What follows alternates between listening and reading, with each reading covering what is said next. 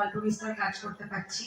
ওই স্পিডে হিন্দি আমরা কেউ বলতে পারবো না। আমি যদি 1 মাস ধরেও সবকিছু মুখস্থ করি তারপরেও আমি অত স্পিডে হিন্দি বলতে পারবো না। So she is looking absolutely real র, ওটাই ও এরকম মনে হচ্ছে। So we had a very strong crew.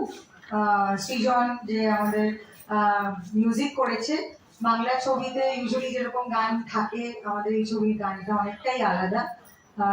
Rap, Bangla rap কোথাও ইউজ হয়েছে বলে বাংলা সিনেমা আমি জানি না। হ্যাঁ, কিউ কিউ করেছিল হয়তো, তারপরে আমার মনে হয় না কেউ করেছে বা করার সাহস দেখিয়েছে।